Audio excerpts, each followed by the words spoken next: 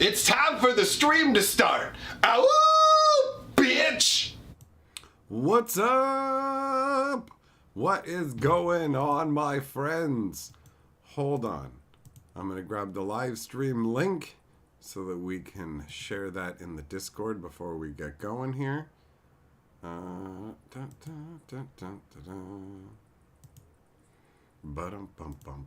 right, there it is. Click, click, click, and head on over here. Do some insertion.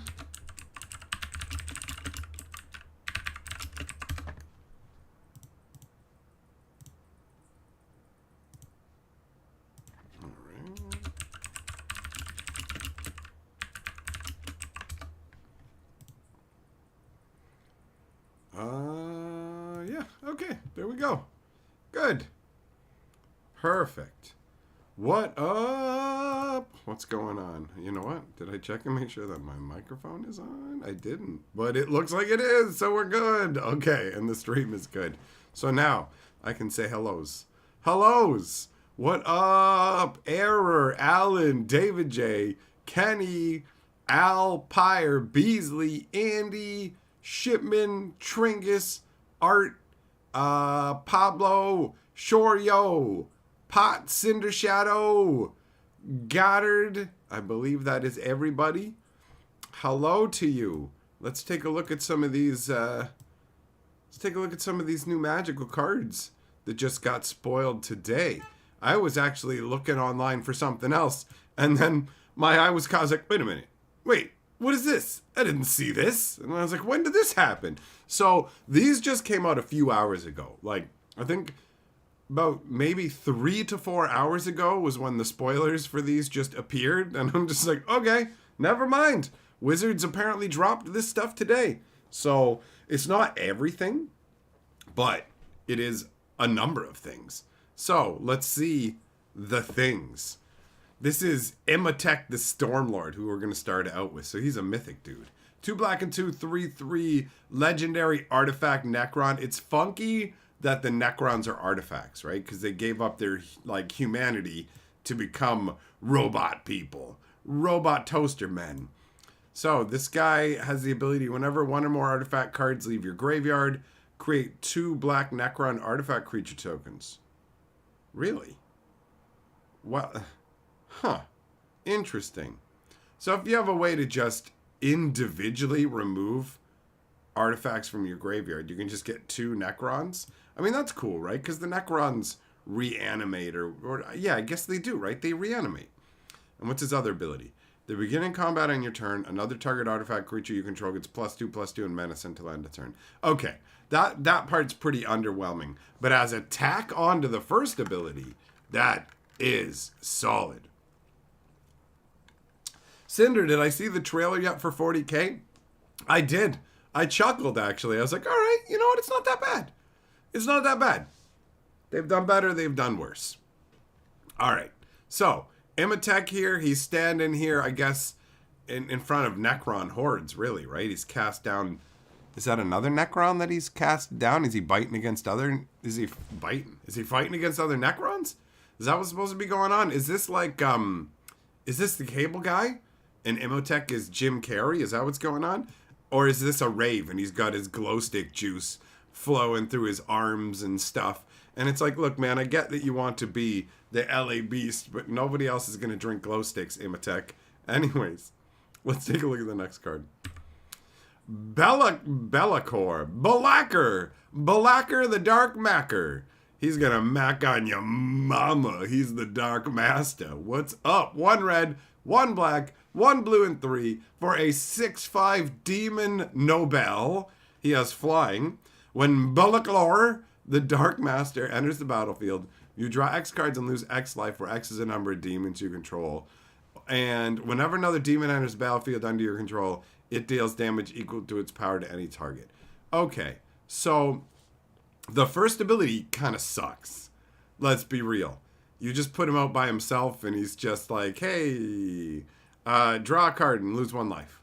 And he's just like, he's a demon who's like, everybody, let's do a demon deal. Everybody suck on this guy's blood all at once. Run on in. Everybody gets a taste.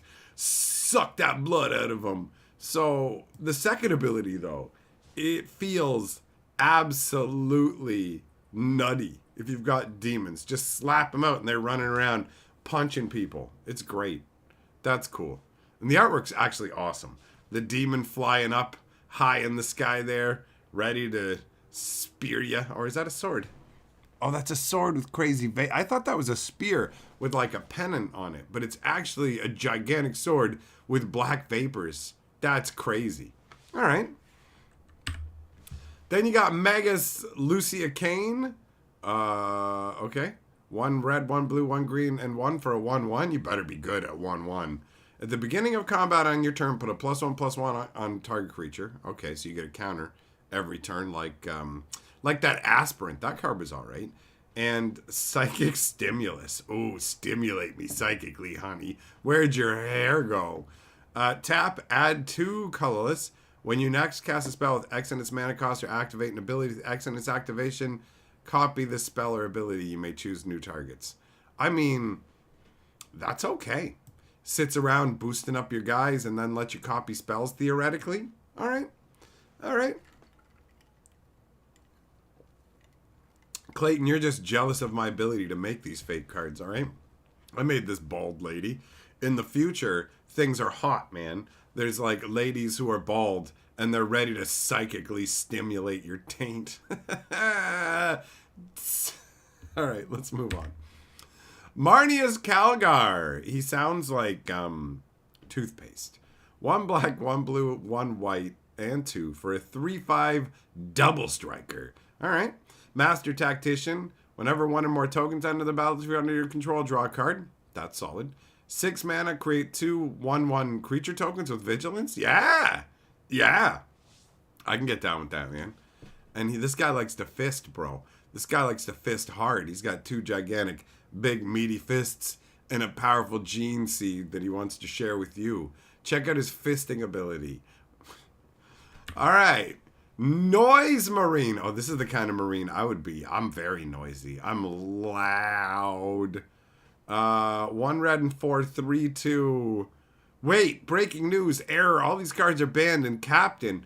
I forgot how important Captain is as a format. 5 mana, 3/2.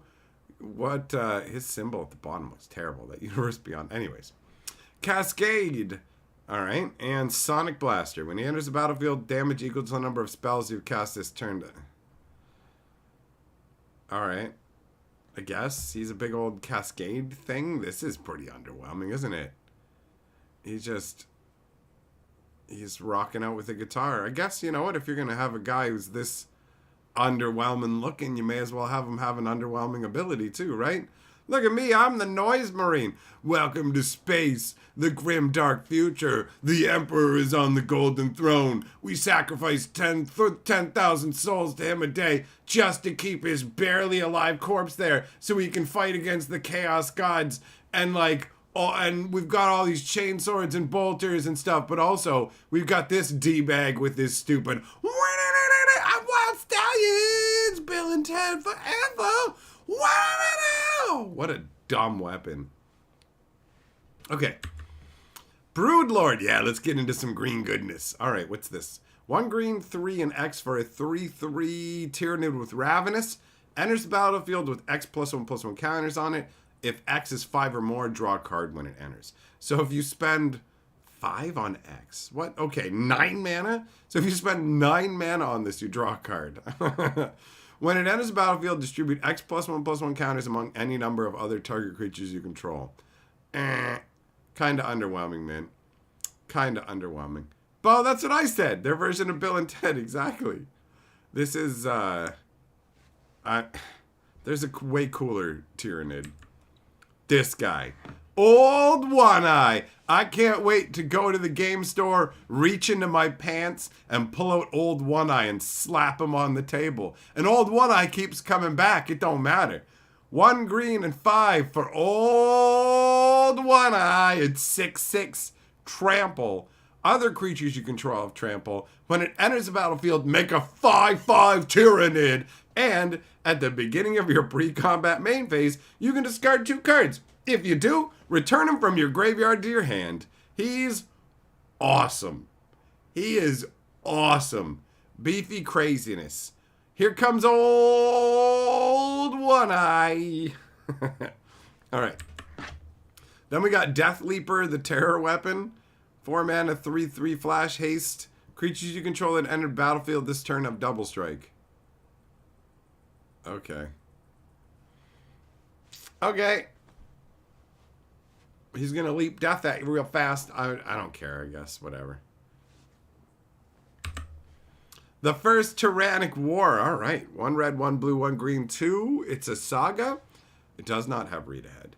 1, you may put a creature card from your hand onto the battlefield. If its mana cost contains X, it enters the battlefield with a number of +1/+1 counters on it equal to the number of lands you control. Huh. And then double the number of each kind of counter on target creature you control. Weird. Weird. All right. That's different. I don't know. I don't know how to feel about this. It's 5 mana. It lets you put a creature out for free, and if it happens to have X in its casting cost, then it gets +1/+1 counters on it.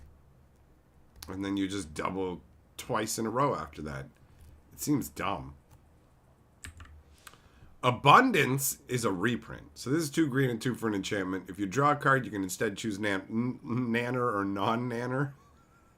And reveal cards from the top of your library into reveal a card of the chosen kind. Put that card into your hand. Put all the other ones revealed that way to the bottom of your library. Nanner and non-nanner. You know, that's how it goes. That's how it goes.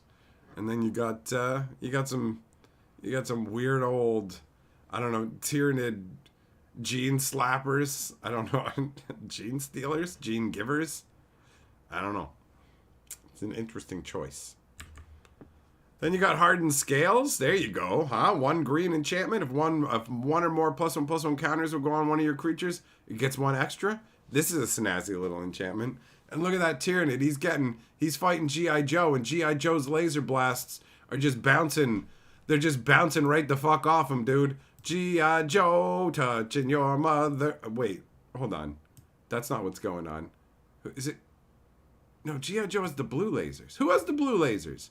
Who has the red lasers? Is it Cobra fighting this Tyranid? Is Serpentor sending his legions against them?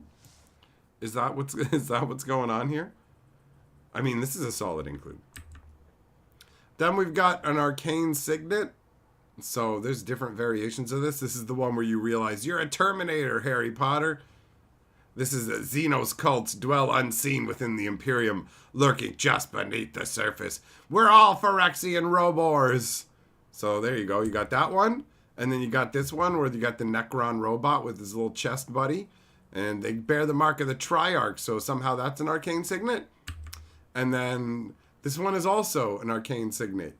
It's a Psyker learns to focus their mental strength through a psychoreactive staff. So you can get a mana of any color that your commander's identity is if you have a Necron chest plate, or if you have a robot hand. Is there a ring on this robot hand? Is that what that is? He's got a ring on. Yeah. So if you got the ring, that makes sense.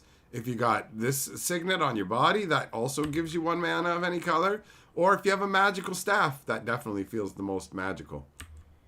Then you got command towers. So here's the in the late stages of a Tyranid invasion, vast capillary towers funnel biomass to the hive ships waiting in orbit. Yeah, I have a vast capillary tower that funnels biomass too. I gotta be careful not to use it to make kids in my Tyranid invasion.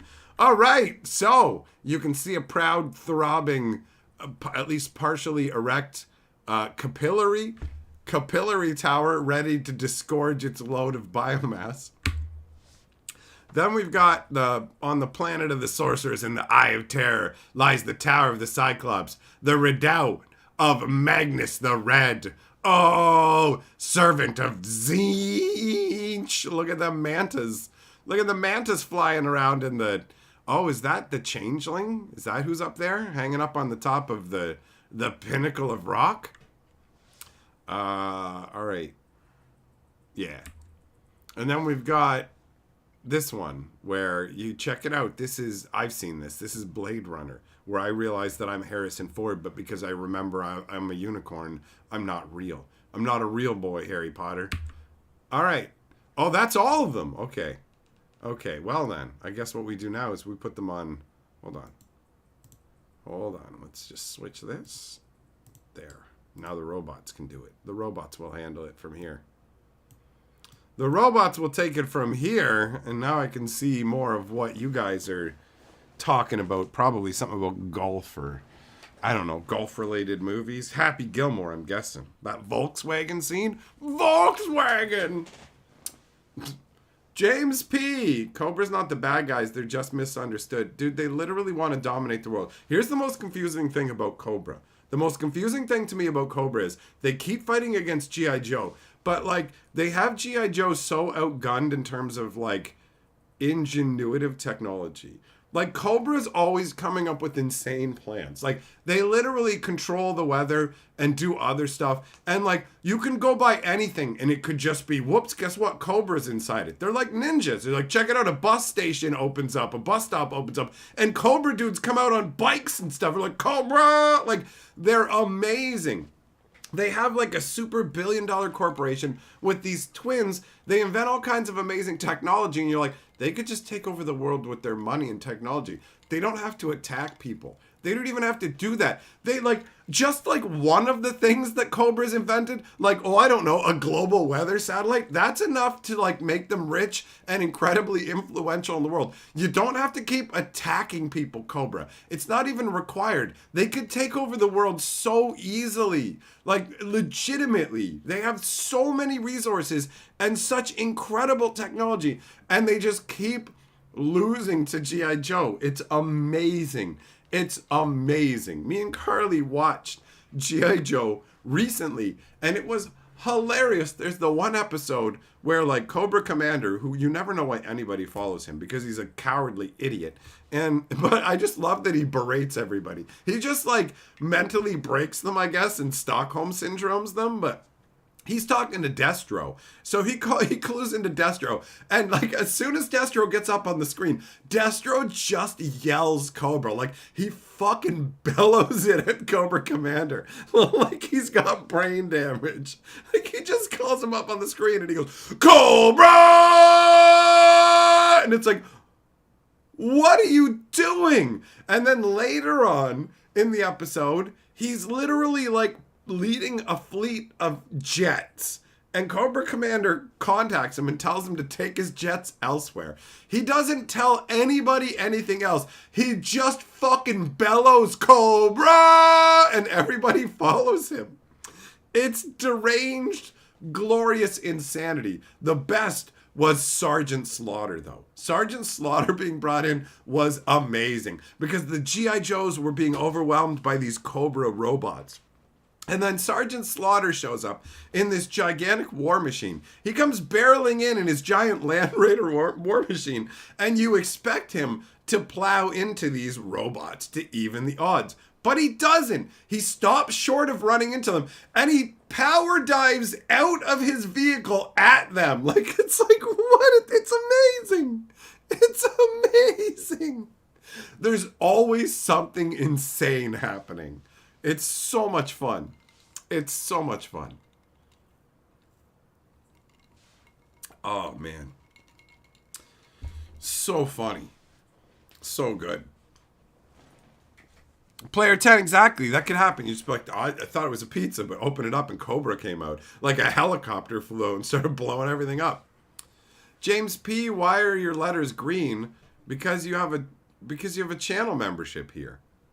If you have a channel membership on this channel, then your name is in green. It's only in blue when you have a moderator wrench. So either you have a channel membership by your own volition, you've clicked the membership, or Bo Falcon has done what he does, and he shows up and he forces memberships on you. He basically just shows up in a back alley. He's like, this is yours now. And he pins it to you, and you're just like, what is this? And it's like, that won't come off for a month, bro. That's stuck on you. Anytime you show up here, you can't take it off. It's unremovable. Shorio, I've never heard of Final Faction. That is unknown to me. Neem, is that all the Necron cards? No, it seems like Wizards is slow rolling it. They haven't, let me see.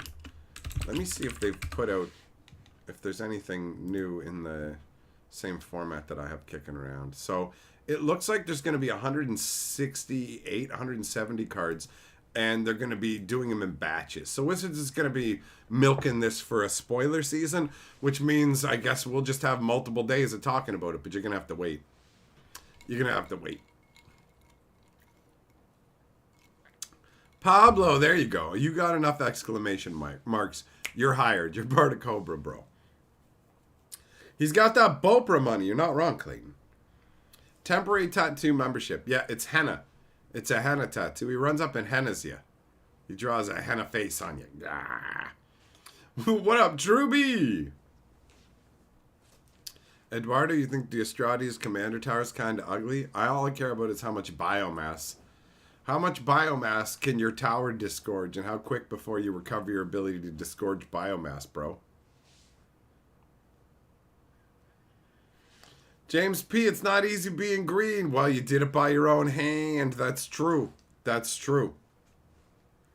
Aaron, you're exactly right. The only thing that's held Cobra back is the ineptitude of the leadership. And when they go to overthrow Cobra Commander, you're like, yes! Why haven't you done that? It's so obvious. Like, Serpentor shows up, and he's immediately, like, way more competent than Cobra Commander. He may be arrogant, and that may make him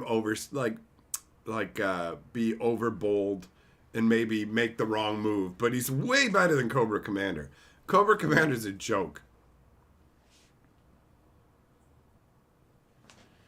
I didn't miss the Silent King card. That's probably a previous spoiler, right? I mean, I cover stuff usually as it comes along. So if you're talking about anything that wasn't spoiled today, I talked about all those like a ways back already.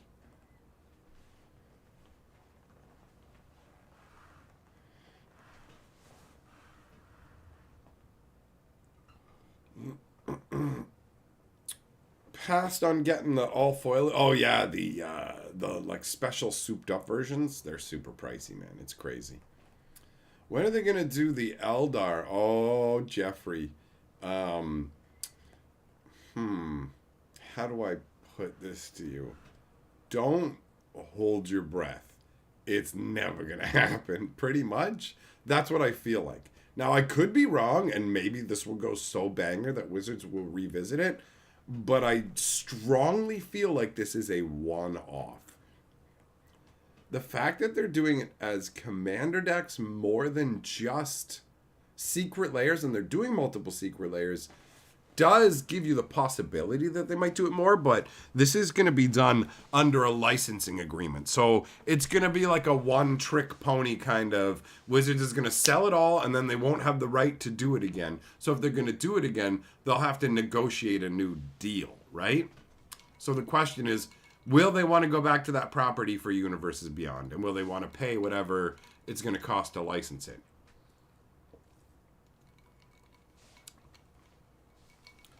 So yeah, Eldar, I mean, if I had to guess, I would say the earliest you could expect to see something like that is maybe 2 years out.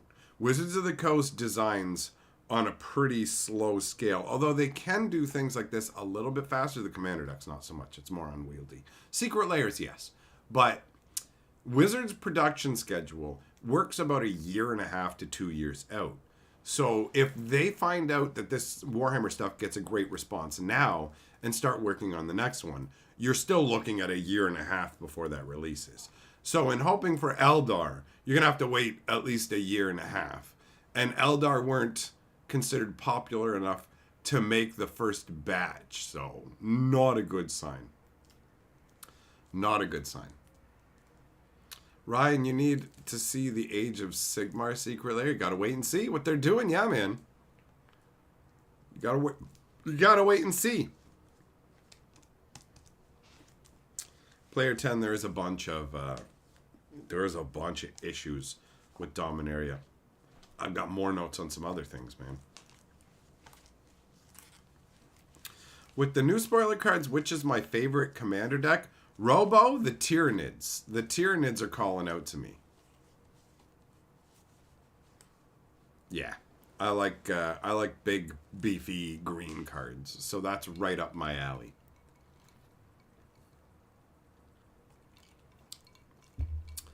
Pablo, how many organs do you have to sell to get all 4 commander decks? Well, I imagine your organs are low value. Like they would probably sell them for like meat to circus animals. So I'm gonna say you would need about 1,000 of you and your organs to afford one regular version of one of the commander decks. That's it. All the meat and everything that makes up you is worth 1/1000th of a non-foil commander deck. That's how the market works.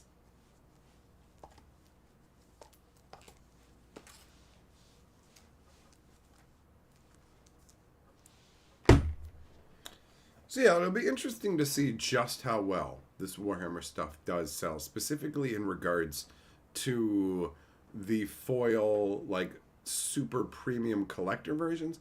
This whole surge foiling thing, I mean, etched foils are alright. Etched foils are okay. Textured foils are okay.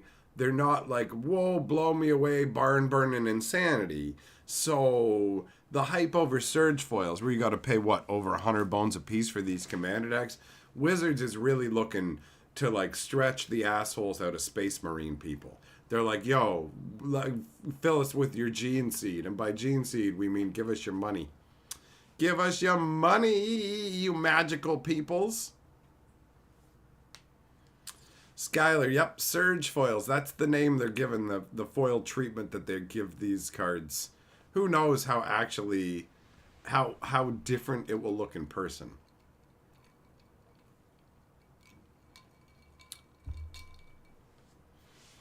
It's hard to know. We'll have to wait and see. Tringus, I mean, it would be pretty wild if they just went Daemon instead of Demon and you just couldn't use them with any other ones. Especially with this ability based on other ones coming into play. It'd be like, this is like this Friends Forever bullshit. Like the Stranger Things alternates that they make, they have Friends Forever. So you're like, great, they can partner with each other in very limited circumstances.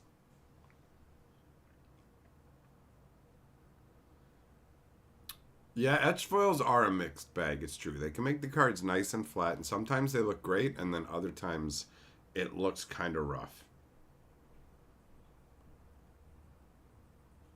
But those collector edition of the Warhammer decks are extremely expensive. Like, crazy costly. It's nutty. Alright, just some random crack. It's like, what was that? Surge soda, never had it. I remember Jolt soda, and for some reason that made me remember some gumballs. Wow, man, it's crazy how the memory works. It makes me think of these gumballs I had as a kid that have crazy sourness in the middle. Mustard! The texture foils in Dominaria look nice. I haven't seen the textured foils, like, I guess actually I shouldn't say I haven't seen them up close. I saw them up close when I opened them without realizing that there was any difference. I didn't know to pay enough attention. And so it all looked the same to me. So I, as of yet, haven't spent much time looking at that stuff. Oh, I never noticed they have like a beefy ab guy on this deck box. I've had this kicking around for a while. You know how it goes. You end up picking up a bunch of like deck boxes and sleeves and stuff like that, and slowly over time they get used, but some of them will get put in boxes. So I've had this one for a while and just recently found it. This is the only one I have like this, so I have no idea how good they are, but I do like that you can just crack it in half and stack cards on either side.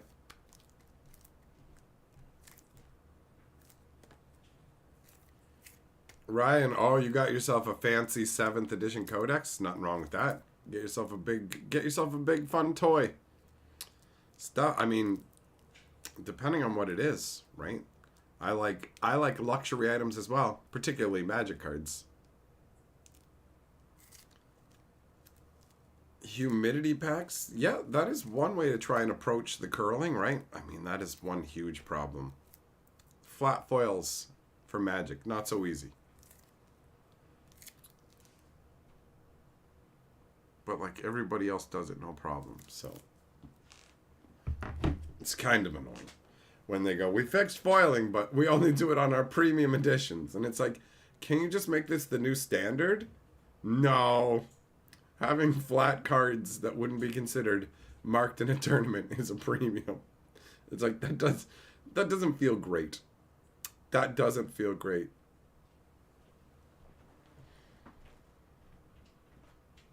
Yamagoro, that green worm, dude, is legit. The reduction in cost plus the ability triggering from casting green permanents is nutty. It's nutty. GB, I look exhausted. It's been a long day, buddy. But it's all good. We're just relaxing, chilling. You know, looking at some noise marines, having a nice time.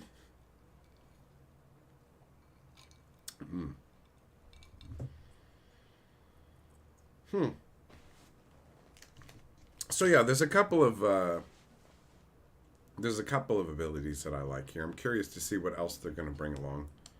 There's always ever new targets for the cube, although I mean I won't be picking up the Warhammer Commander decks because I'm not like a huge Warhammer fan. So for me, I'm only going to be interested in particular singles. I'm only interested in the game mechanics. I don't care about the artwork overall. I like some of the artwork, but it's not like I'm not really like Warhammer into the space stuff for my cube when there's like for example, Hardened Scales that just went by. I wouldn't put that Hardened Scales into my cube. I would use a different Hardened Scales, right? But for cards that exist solely in these decks and don't actually have, like, they're not reprints, functionally unique cards, that's a different story. David J, I know, right? That the green worm is very powerful, and it feels strange that they didn't shove it up to Mythic, because it is powerhouse. But yeah, I mean, overall, it feels like they've done a half-decent job of encapsulating a bunch of the Warhammer concepts. So I imagine that there are going to be a bunch of pleased Warhammer fans, and there are going to be Magic players who just desire particular cards that will be revealed. Because there's definitely some funky stuff here, right? And we've only seen a small fraction of what's available.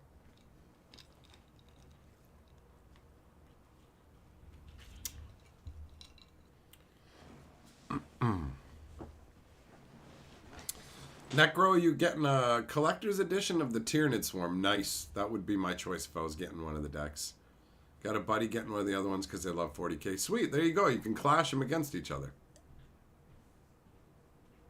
So yeah, there's some funky abilities. You know what I mean? Like I would totally put Marnius into the cube. He's definitely cube worthy. 100%. 100%. Those abilities are solid. But, you know, having one that was, like, themed more in the swords and sorcery style would be... I'd like that better, ultimately. Is it radio?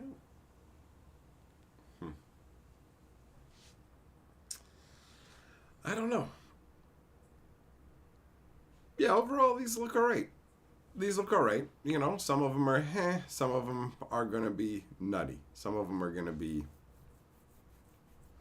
too strong, probably. But it doesn't matter, because it's all just commander stuff. So it's not like it's going to go and wreck up tournaments or anything. It's just, here you go. You got some powerful cards in the commander deck. There'll be some stuff that commander players probably want to pick out, even if they're not specifically down with the Warhammer 40K. I don't know where my brain was going. It was thinking something else altogether. But yeah, there'll be some people who are, I don't want the Warhammer stuff, and that's fine. You know, if you don't like the stuff that's outside of the normal realm of Magic, I get it. You know, Kamigawa, New Capenna, that kind of vibe, not as exciting. Not as exciting as regular stuff.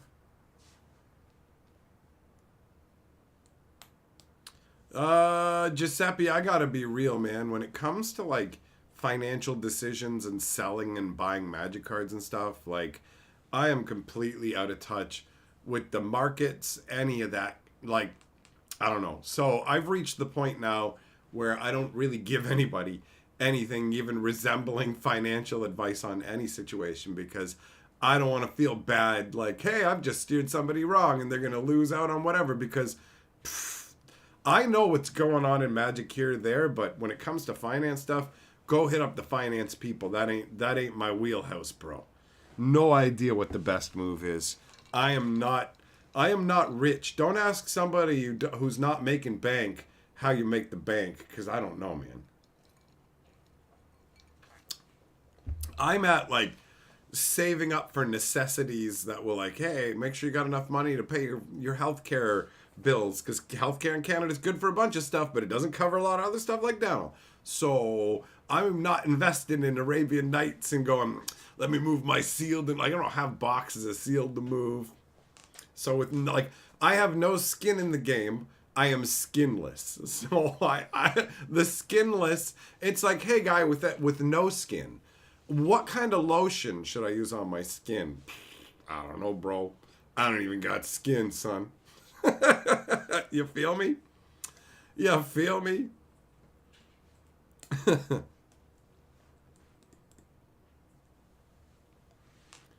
GB, the price point and the power of the cards I don't think are connected in any way. I think the price point of the stuff has to do with the cost to license it, and Wizards just trying to milk people.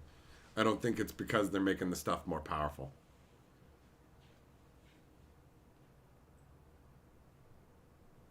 Sure, yo, it's difficult to know how well Disney's going to do with Lorcana, because there's a lot of factors that go into it, and one of them is how much Disney is willing to like hang on to the cliff and hold on with full-on staying power. I don't know.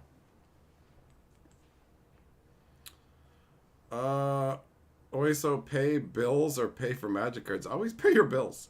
Pay your bills. Don't buy Magic cards when you can't pay your bills. All right, that's never do that. Never do that. I live within my budgetary means. I'm not out there buying boxes and stuff. I'm very much currently a get singles where you can kind of fellow. Know your level and play at it. They've made Magic very expensive. It's like a big old casino. Come on in and buy $100 double master spread your butt cheek pack. And it's like, oh, that's crazy. It's crazy. You know, like that's a crazy price tag. That's a crazy price tag.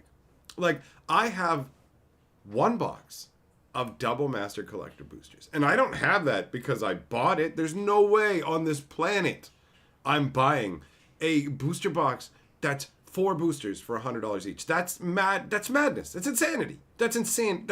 That's literally insane. Like, that's crazy. I'm not doing that. I can't. Like, it's so irresponsible for somebody in my position. That's crazy. The regular packs at $20 are way too much for me. But some other fucking baller, George over at Kitchen Table, he's got no problem. It's just, he's got fucking inventory. He just sends one over to me like it's nothing, right? So there are a bunch of people balling hard, and that's cool. They ball on their level. I'll ball on mine, where I got to target singles, but I also have the massive bonus of happening to be the Magic historian who people will send cards to. That's one of the things that keeps me in this game. It's pricey as hell. I can't afford to keep up with this stuff, bro. I literally can't. Maybe one day. Who knows? Maybe one day I'll become wealthy, but who knows what the whale level will be then? Who knows how much a regular? It'd be like, yeah, you wanted the baller boosters? They're $800, and it's like, yeah, that's for the non-collector. What? Yeah, collector boosters are $7,000 each. What? Oh, lordy. Lordy, man. What a world. Pablo says the prices for 40K players are used to buying overpriced toys. Yes, correct. These Warhammer models are expensive. Models, little figures and stuff like that, they're pricey. If you're some kind of weirdo who likes miniatures and likes to buy Warhammer stuff, which I would never do, by the way. This is definitely not a Games Workshop tower that I love. It's definitely not. I'll prove it. I'll prove it. Look. Does that look at all like anything from Warhammer, bro? The answer, my friends, is no. No, it does not. So yeah. Yeah. They do sell expensive plastic. It is very pricey, but it's very nicey too.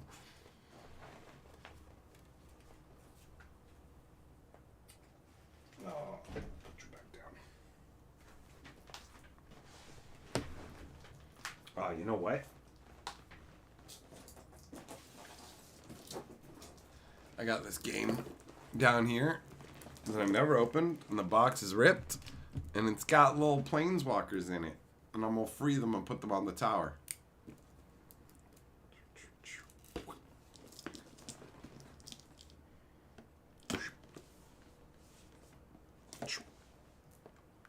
There we go. Some nice cutting sound effects. Yep. That's right, Chowd. At least you don't have to paint and assemble the card yourself and measure how far they go across the table. Oh, there's a bunch of figures in here. What? I forgot all about that. Oh, cool. There's Eldrazi's and stuff, man. Yeah, Eldrazi's. And what else we got? Elementals. Phoenix. And 5 Planeswalkers. 5 Planeswalkers. Yeah, man. That's awesome. That's awesome. Oh my god, these are painted horrifically. Good lord. Oh my god. Nissa looks like an emo Dumbo, bro. Oh my god, where's my fucking phone? Holy shit, I gotta take pictures. I have to take high quality pictures of this. This is the fucking worst. What did they do to you, Nissa? Oh my god. Oh my god. I can't show you guys the detail here. Holy shit. It's so bad. Her eyes are sunken blue pools. Her ears are these weird stretched back things that look even weirder because they didn't paint all the hair on her head. So her ears just have these weird black tips. Oh my god, she looks like a fucking freak. Oh. Okay, hold on. Let me see. Alright. Okay, Chandra. Chandra looks okay. And Liliana looks like an old lady. Oh, you look kind of hurting. Maybe they'll look better on the close-up picture. What do we got? Jace looks like a D-bag. And who else? Oh, Gideon. Oh my god. What happened, Gideon? Why is your neck all black and the side of your face? What happened? Wizards cheaped out so much on these. These are so cheap. Oh. Oh, so cheap. Oh, Lord. What up, Nathan? Oh, man. That's hilarious. Oh, there's weird little cubes in here, too. That's cool.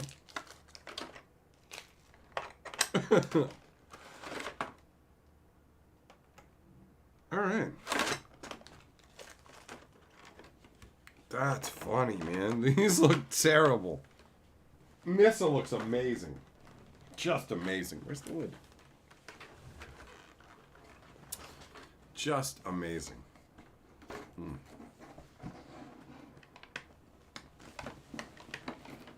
That's hilarious. This is her face is messed, bro. That's what happens. They pay for some cheap, quick work, right?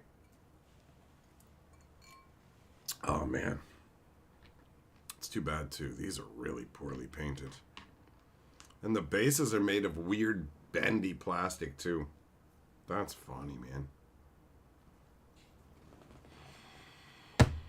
All right. Well, my friends, that's all the time I have for this evening. Thanks for coming by and hanging out. I know it's a bit shorter than usual, but I did want to spend some time going through the cards at least. So, have yourself a great evening. and we will reconvene on the morrow. That means it's time to get into the water.